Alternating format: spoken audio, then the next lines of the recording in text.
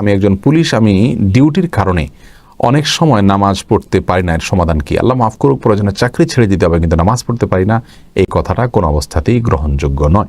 আমাদেরকে অবশ্যই চেষ্টা করতে হবে সালাতকে কন্টিনিউ করার জন্য, কারণ আল্লাহ রাব্বুল আলামিন কোরআনে বলেছেন সালাতা কানাত আলাল মুমিনিনা কিতাবাম মাওকুতা, নিশ্চয়ই সালাতকে নির্দিষ্ট সময়ে আল্লাহ রাব্বুল আলামিনের পক্ষ থেকে ফরজ করে দেওয়া হয়েছে। একজন মুমিনের কাছে ফরজ বিধানের চাইতে বড় কোনো গুরুত্বপূর্ণ বিষয় নাই।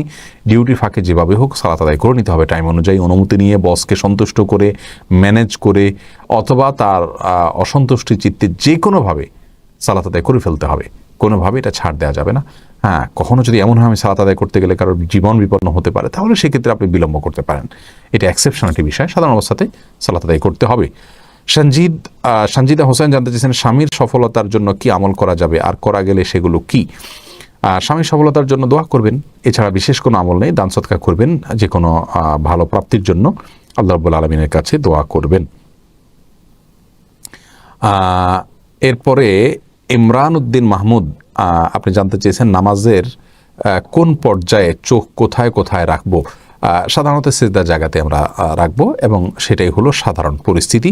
এর বাইরে সালাতের মধ্যে কোনো কোনো সময় আপনার পায়ের, যেমন রুকুতে গেলে আপনার দুই পায়ের দিকে তাকানোর কথা আছে, বাকি বেশিরভাগ ক্ষেত্রেই আপনার কোনো কোনো হাদিসে আসছে সর্বক্ষেত্রেই আপনার সিজদার জায়গার দিকে নজর থাকবে। অনেকে বলেছেন, বা কোনো কোনো বর্ণায়ও আসছে বসা অবস্থায় কোলের দিকে নজর থাকবে, এছাড়া সাধারণ অবস্থাতে সিজদার জায়গাতে নজর থাকবে। এটাই হলো উচিত এবং কর্তব্য।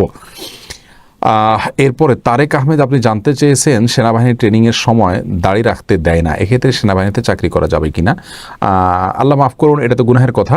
আপনার এরপরে যদি আপনাকে দাড়ি রাখতে দেয় মনে হয়, তাহলে সেক্ষেত্রে আপনার জায়েজ হবে। বিশেষ করে সৈনিক হিসাবে আমার মানে অন্তর্ভুক্তিটা অনেক ক্ষেত্রে গুরুত্বপূর্ণ, এবং আপনার জন্য যদি বিকল্প কোনো উপায় না থাকে, ভালো কোনো চাকরির আর বিকল্প না থাকে, তাহলে সেক্ষেত্রে আপনি এটা করতে পারেন এবং আল্লাহর কাছে তওবা করবেন। আব্দুল্লাহ সাম্য জানতে চেয়েছেন ব্যবসায় পণ্য বিক্রির সময় কোনো মিথ্যা বললে সেখান থেকে প্রাপ্ত টাকা কি পুরো হারাম হবে?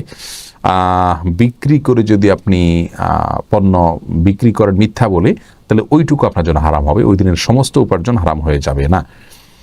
এরপরে এলাকাভিত্তিক টুর্নামেন্ট খেলা জায়েজ আছে কিনা আনোয়ার রহমান নিশান জানতে চেয়েছেন। পেশা হিসাবে খেলাধুলা করা ইসলাম শরীয়তের দৃষ্টিকোণ থেকে জায়েজ নাই। তার কারণ হলো এটি অনর্থক বিষয়, এটাকে জীবনের গুরুত্বপূর্ণ অংশ এবং উদ্দেশ্য বানিয়ে নেওয়া জায়েজ নাই।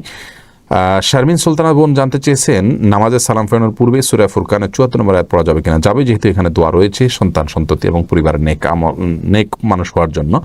আর সালাম ফেরানোর আগে রাসূল কারীম সাল্লাল্লাহু আলাইহি ওয়াসাল্লাম বলেছেন ফুলতুম্মা লিয়াতাখায়্যার মিনাদ দুআ মাশা, যে কোনো দোয়া আল্লাহর কাছে পেশ করবে, অথবা এটা একটা দোয়া, সেটি পেশ করা যেতে পারে। মীর আফরান উদ্দিন জানতে চেয়েছেন ঘরে কোরআন শরীফ থাকে, অনেক সময় ঘরের ছাদে উঠতে হয়, তাহলে এরকম আমাদের পা কোরআনের উপর উঠছে, তাহলে কি গুনাহ হবে না?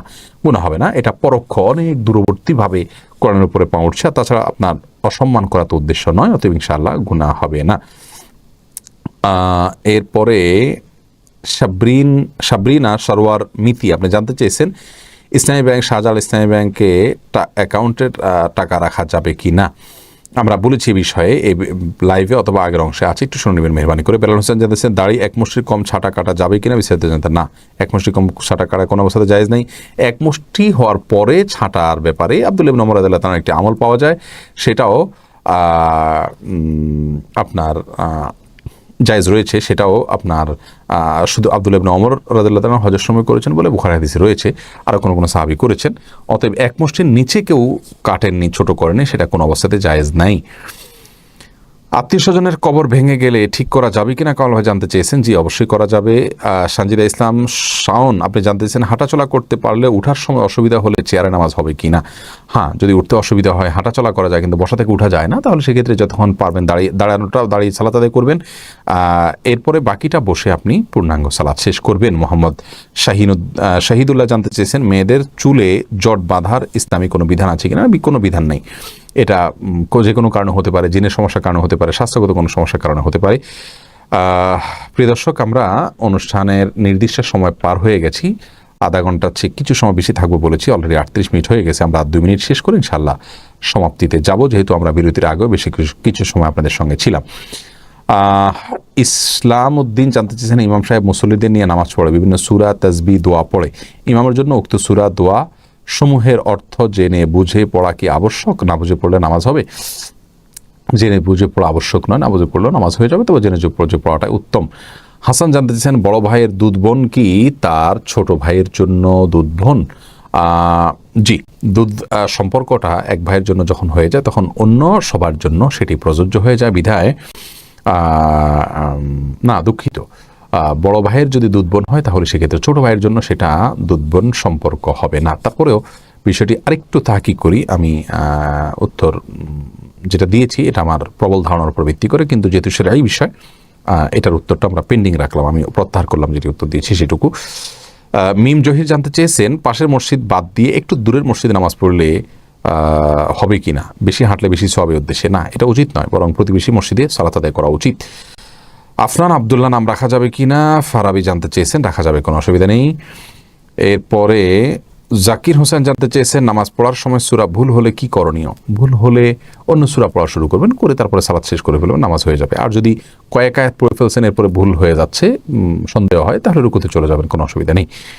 কানিজ ফাতেমা শিমু জানতে চেয়েছেন, পশু পাখির ছবি, হাতি, ঘোড়া, যে কোনো পশু পাখির মূর্তি বিক্রি করা যাবে কি না? পশু পাখির ছবি, হাতি, ঘোড়া, মূর্তি এগুলো বিক্রি করা যাবে না, কারণ এগুলো বাসা বাড়িতে বা অফিস আদালতে কোনো জায়গায় স্থাপন করা জায়েজ নাই। আর যে জিনিসটা অন্য কোথাও স্থাপন করা জায়েজ নাই সেটার ব্যবহার করা এটা গুনাহের কথা, বিদায় সেটা আমরা করব না। তারপরে ফয়সাল সিদ্দিক জানতে চেয়েছেন, আল্লাহ সম্পর্কে আমাদের আকীদাগত বিশ্বাস কিরূপ হওয়া উচিত? অনেক দীর্ঘ আলোচনার বিষয়। আল্লাহ রাব্বুল আলামিনের প্রতি আলোচনা, আল্লাহর প্রতি ঈমানের মৌলিক বিষয় আল্লাহ এক, অদ্বিতীয়, সেটা মনে রাখতে হবে। আল্লাহ তাআলাকে কেউ জন্ম দেননি, তিনি কাউকে জন্ম দেননি, এ বিশ্বাস রাখতে হবে। তিনি সকলের থেকে অমুখাপেক্ষী, সে বিশ্বাস রাখতে হবে। আর অনেকগুলো বিষয় আল্লাহ রাব্বুল আলামিন সম্পর্কে রাখতে হবে। আল্লাহ তাআলা আমাদের সবাইকে সঠিক আকীদা পোষণ করার তৌফিক দান করুন।